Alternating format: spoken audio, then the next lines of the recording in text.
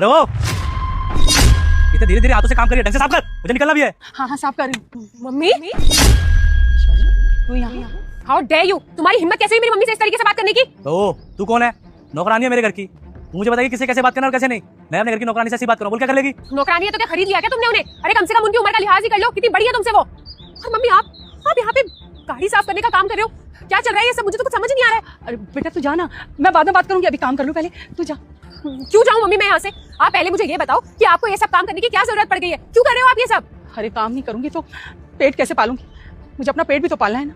और तू साहब से ऐसे बात मत कर, बहुत अच्छे इंसान है ये, इन्होंने मुझे काम पे रखा है इस एज में भी। पेट पालने के लिए मुझे कुछ समझ नहीं आ रहा है मम्मी। आप तो भैया के साथ रहती है ना, और भैया के होते हुए आपको ये सब काम करके अपना पेट पालना पड़ रहा है।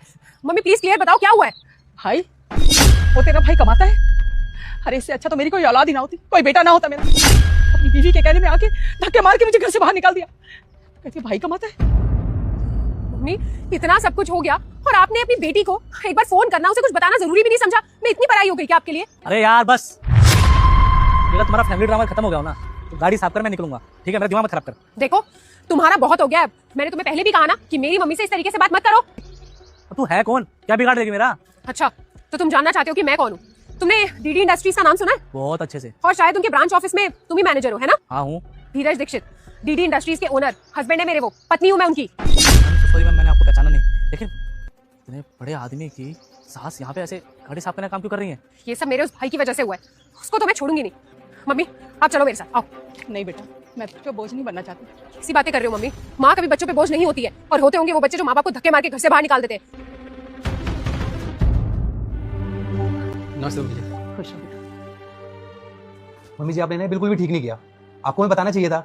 क्या बताती बेटा, जिस बेटे को इतने लाड प्यार से बड़ा किया, इस काबिल बनाया, उसने मुझे अपने घर से बाहर निकाल दिया, तो अपनी बेटी दामाद को मैं क्या बताती?